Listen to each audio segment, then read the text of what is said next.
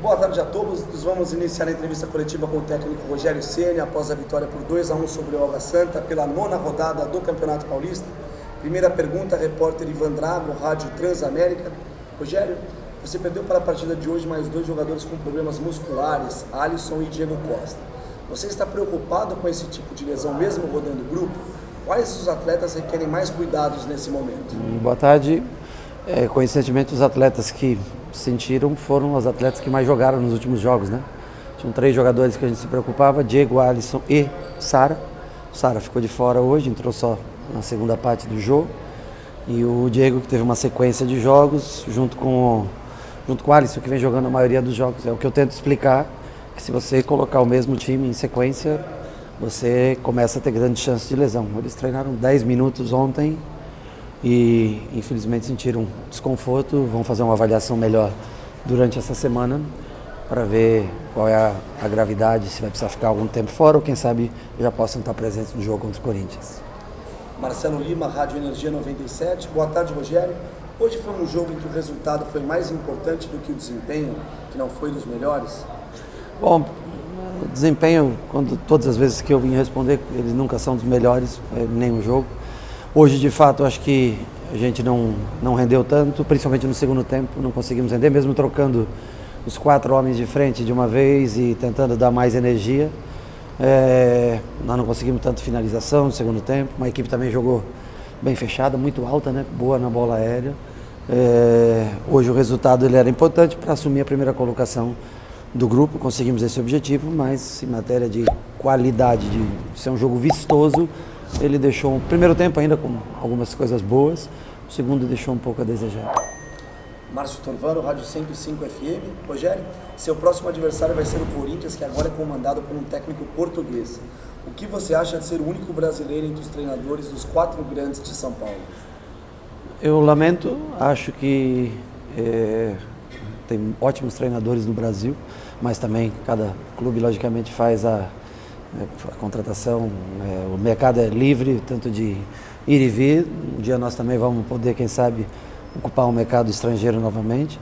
Eu acho que é um movimento de mercado natural, a vinda dos estrangeiros, e por mais que, claro que a gente queira, né, tem amigos e ótimos treinadores que eu conheço que poderiam exercer essa função em outros grandes clubes, infelizmente vai ser necessário esse momento, essa onda de treinadores de fora vir, até que o fracasso exista também e volte-se a pensar nos treinadores daqui do Brasil.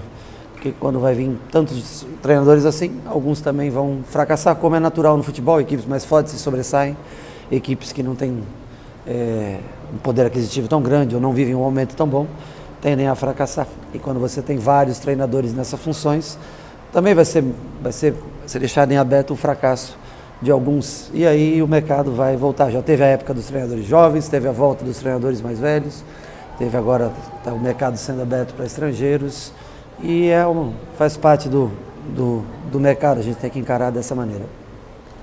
Eduardo Afonso, canais ESPN. Rogério, foram poucos minutos, mas o que você poderia falar sobre a estreia do Andrés Colorado e, se possível, sobre o Moreira? Bom, sobre o Andrés, ele vai precisar ainda de uma adaptação. Ele chegou, fez 4 treinamentos comigo só.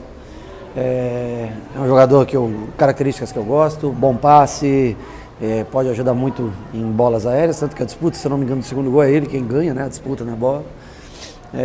Ele é mais um lado a lado, um volante que joga lado a lado. Nós mudamos um pouco a maneira de jogar agora, com o Nestor jogando mais por dentro, que dificulta, né, colocar ele de imediato no time, mas nós vamos tentar adaptar o mais rápido possível. Mas é um jogador que vai agregar bastante a gente. Tem boa qualidade de passe, tem que jogar um pouco mais rápido, né? Na Colômbia se joga um pouco mais, é um futebol mais técnico, um pouco mais de liberdade.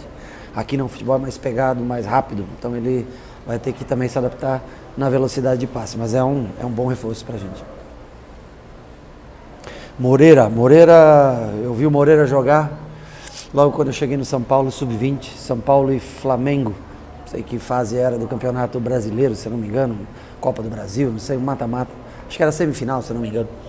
E gostei muito do Moreira quando eu fui lá em Cotia, vi vários jogadores, né? O Caio foi um dos meninos que eu gostei bastante naquele jogo, fez gol, até foi 1-0 São Paulo.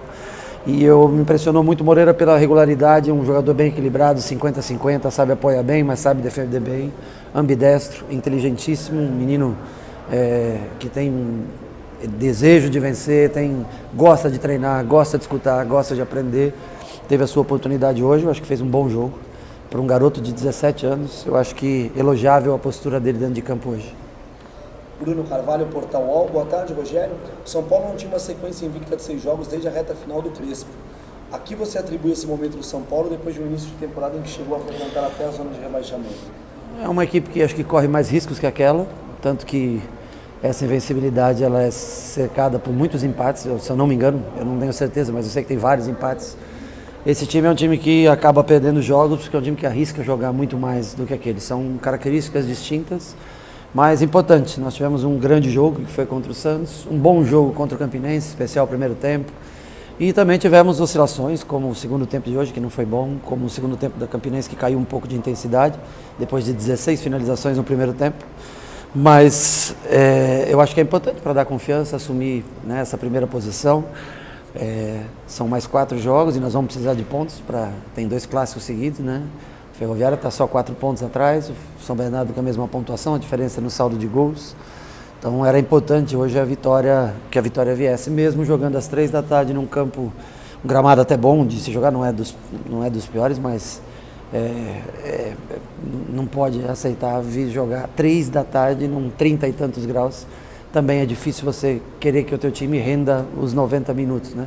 Eu acho que a federação, o próprio clube poderia ter um pouco mais de força para que esse jogo fosse feito à noite. Eu sei que aqui não tem refletores, mas como a maioria também da torcida era São Paulino, poderia ser num outro lugar à noite, ou que seja 5 da tarde, um horário melhor para a gente, porque nessa temperatura é desumano você cobrar como que o jogador renda fisicamente os 90 minutos.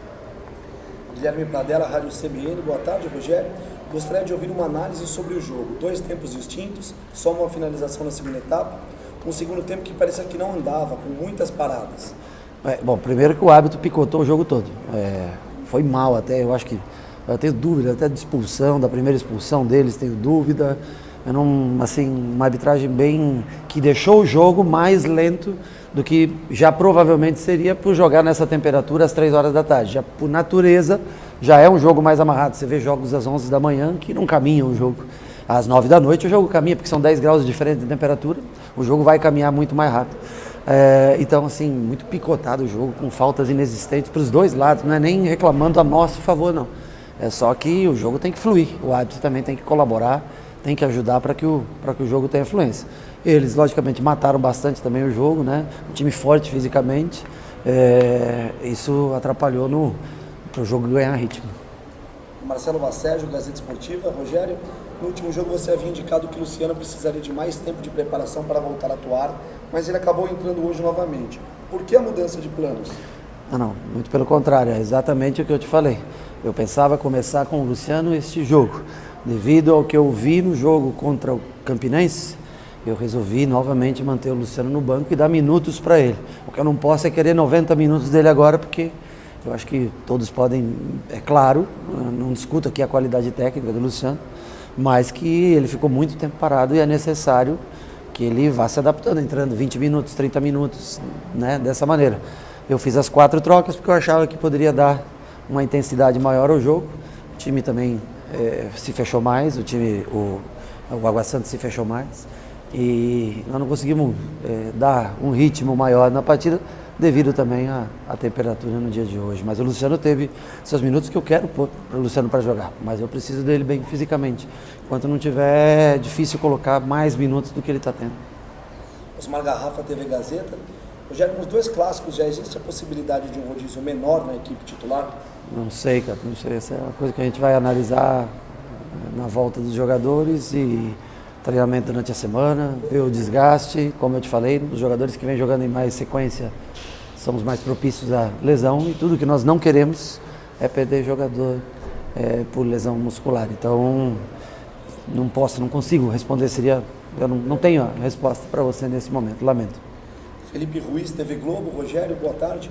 O São Paulo foi bem no primeiro tempo dos 2 últimos jogos, Verdade. mas caiu de rendimento na segunda etapa. Verdade. E hoje com um jogador a mais. Você atribui essa queda a quais fatores? E os 2 próximos jogos são clássicos, onde o erro costuma sair mais caro. A oscilação será algo falado com os atletas? Acho que a oscilação, pelo menos eu vi essa última rodada do Campeonato Brasileiro, teve bastante gente oscilando, né?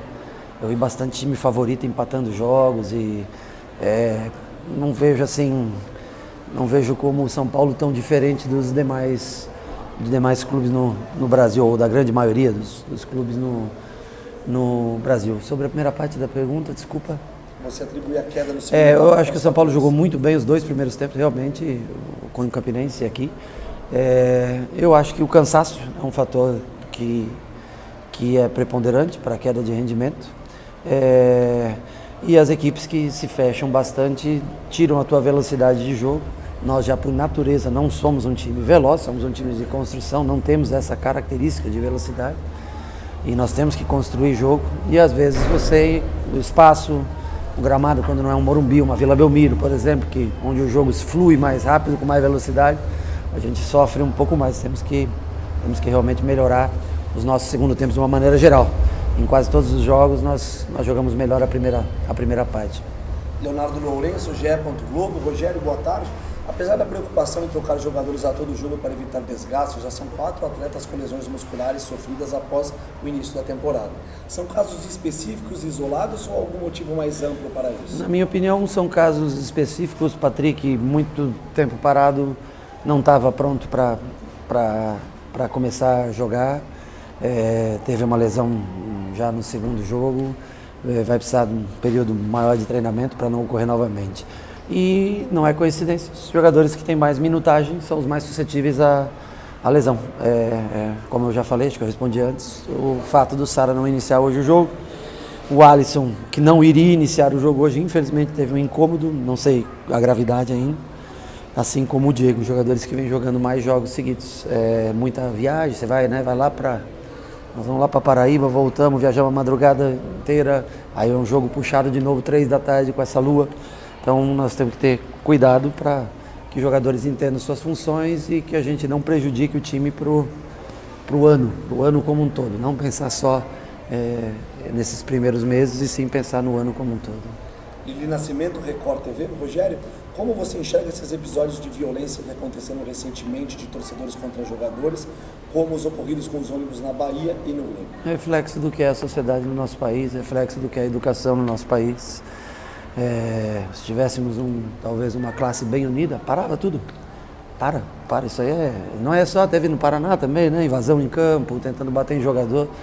Não tem mais sentido, perdeu o sentido. Mas como nós não temos tanta coesão e sindicatos tão fortes também, infelizmente, a gente vai tocando a vida.